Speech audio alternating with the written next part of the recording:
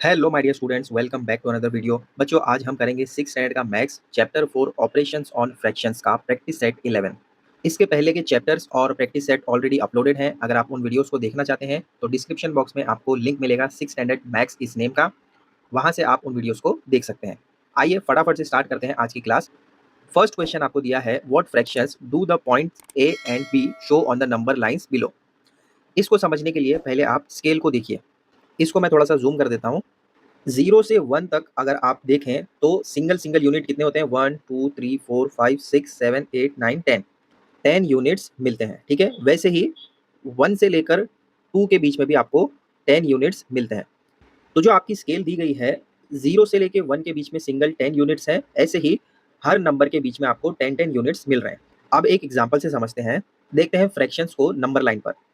देखो, यहाँ पर आपको कहा गया कि 4/10, तो ये 4 कहाँ से आया और 10 कहाँ से आया? ये 10 का मतलब है कि 0 से लेके 1 के बीच में सिंगल सिंगल 10 यूनिट्स है, इसीलिए यहाँ पर 10 आया। और 4 इसीलिए आया क्योंकि ये 0 से 4th नंबर पर है। देखो यहाँ पर 1 2 3 4th नंबर पर है, इसीलिए 4। और 10 इसीलिए क्योंकि 0 से लेके 1 के बीच में ये सिंगल 10 यूनिट्स है। अब यहाँ पर जो एग्जाम्पल आपको दिया गया है 3 7/10 का, इसका मतलब क्या है? ये जो 3 है, ये 3 यहाँ का है। 7/10 का मतलब है कि 3 के बाद में 7th लाइन पर है, और 10 का मतलब ये कि ये 3 से लेके 4 के बीच में सिंगल सिंगल 10 यूनिट्स हैं। एक और एग्जाम्पल लेते हैं। यहाँ पर आपको फ्रैक्शंस 2/3 4/3 और 7/3 बताने को कहा गया है। यहाँ पर 0 से 1 तक के बीच में 10 यूनिट्स हैं, यहाँ पर 0 से 1 के बीच में 3 यूनिट्स हैं। डाउन में 3 है, इसका मतलब यहाँ पर 0 से 1 के बीच में 3 यूनिट्स आपको मिलेंगे। देखो 1 2 थर्ड पर 1 रहेगा, वैसे ही दूसरे थर्ड पर 2 रहेगा। 1 2 3 थर्ड पर 2 आया।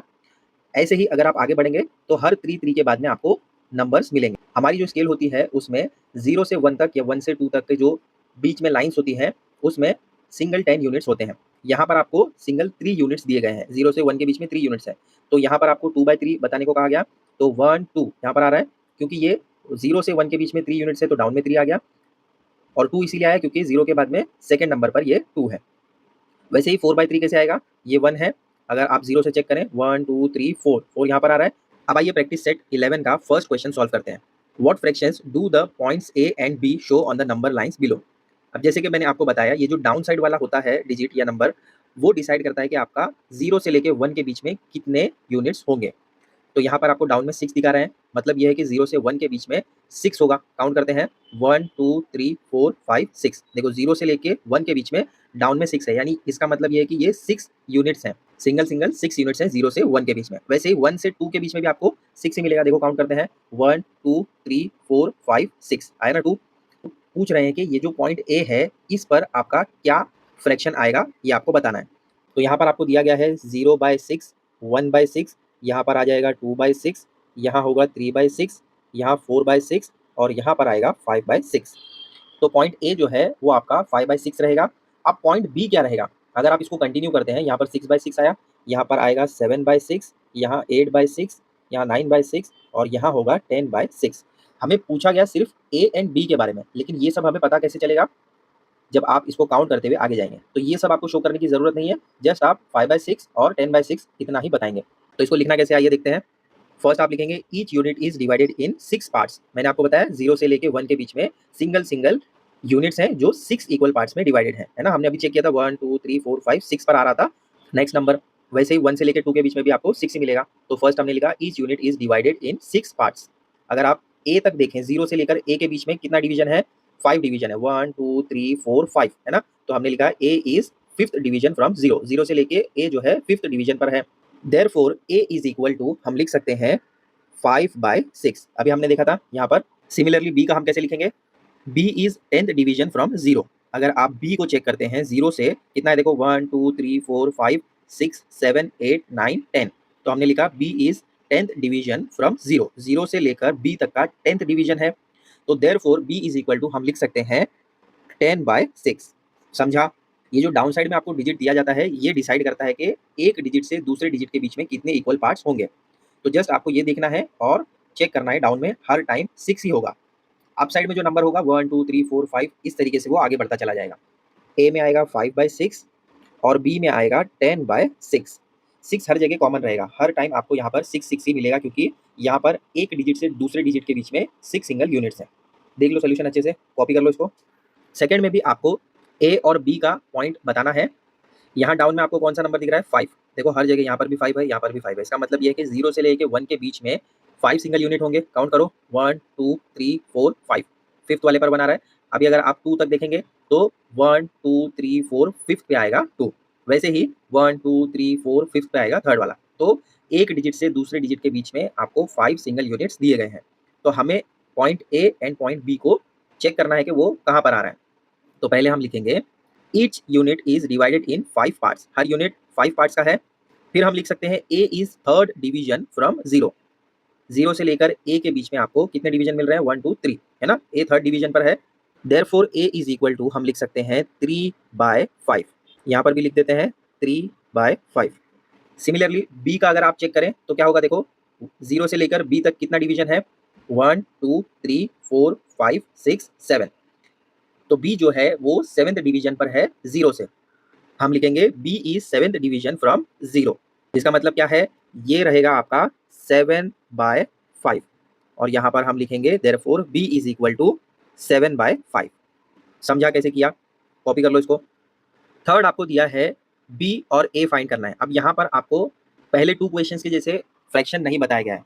बीच में किसी भी नंबर का आपको फ्रैक्शन नहीं दिया गया है। तो हम इसको कैसे फाइंड करेंगे?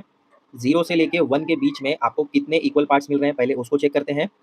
काउंट करो 1 2 3 4 5 6 7। इसका मतलब ये है कि 0 से लेके 1 के बीच में ये 7 यूनिट्स हैं, यानी 7 सिंगल पार्ट्स में डिवाइड हुआ है एक डिजिट से दूसरे डिजिट के बीच में। तो ये कंफर्म हो जाता है कि जो आपका डिनोमिनेटर रहेगा वहां पर 7 आएगा। अब चेक करते हैं कि ए जो है वो कितने डिवीजन पर आ रहा है 0 से। काउंट करो 1 2 3 4 5 6 7 8 9 10। इसका मतलब क्या है कि ए जो है वो आपका 10th डिवीजन पर आ रहा है और डिनोमिनेटर में रहेगा 7। 7 क्यों आएगा? क्योंकि 0 से लेके 1 के बीच में या एक डिजिट से दूसरे डिजिट के बीच में 7 सिंगल यूनिट्स हैं। वैसे अगर आप 1 से लेके 2 के बीच में भी चेक करें तो आपको 7 ही मिलेगा। देखो 1 2 3 4 5 6 7। तो जो डिनोमिनेटर रहेगा आपका वो 7 रहेगा। तो पहले हम लिखेंगे each unit is divided in 7 parts. 0 से लेके 1 और 1 से लेके 2, हर एक डिजिट के बीच में 7 सिंगल पार्ट्स आपको मिल रहे हैं। ए के लिए हम लिख सकते हैं ए इज 10th डिवीजन फ्रॉम 0। अभी हमने काउंट किया था 0 से लेके ए के बीच में आपको 10 डिविजन्स मिल रहे हैं। Therefore A is equal to 10/7। यहाँ पर भी लिखते हैं 10/7। ठीक है। अब बी के लिए हम चेक करते हैं। बी देखो 0 से कहाँ पर मिल रहा है आपको? 1 2 3 थर्ड पर मिल रहा है। तो यहाँ पर हम लिख सकते हैं 3/7। लिखो B is third division from 0। Therefore B is equal to 3/7। आया समझ में कैसे किया? कॉपी कर लो इसको। मेन क्वेश्चन 2 में आपको दिया है show the following fractions on the number line. 3/5 6/5 2 3/5। तो पहले आप एक लाइन ड्रॉ कर लेंगे जिसमें एक डिजिट से दूसरे डिजिट के बीच में 5 सिंगल यूनिट्स होंगे। जो डिनोमिनेटर होता है वो ही डिसाइड करता है कि कितने डिवीजन होंगे। तो आइए पहले एक लाइन ड्रॉ कर लेते हैं। तो इस तरीके की लाइन हमने ड्रॉ कर ली है। पहला होता है 0, तो यहाँ पर आ जाएगा 0। अब 0 से लेके 1 के बीच में कितने यूनिट होंगे? 5। तो यहाँ पर हम क्या करेंगे? पहले 0 से 1, 1 से 2, 2 से 3 तक नंबर्स प्लॉट कर लेते हैं। 1 2 3 4 फिफ्थ पर आपका रहेगा 1, बराबर। वैसे ही 2 कहाँ पर आएगा? फिर 5 काउंट करो 1 2 3 4 5, यहाँ पर रहेगा 2। 3 कहाँ पर आएगा? काउंट करो 5 1 2 3 4 5, तो यहाँ पर आएगा 3। ये 4 भी कर लेते हैं 1 2 3 4 5, तो ये आएगा 4 यहाँ पर। ये हो गया हमारा नंबर स्लॉट। अब आपको क्या कहा गया? 3/5 निकालना है। काउंट कीजिए यहाँ से 1 2 3 यहाँ पर आ रहा है, तो यहाँ पर आपका रहेगा 3/5।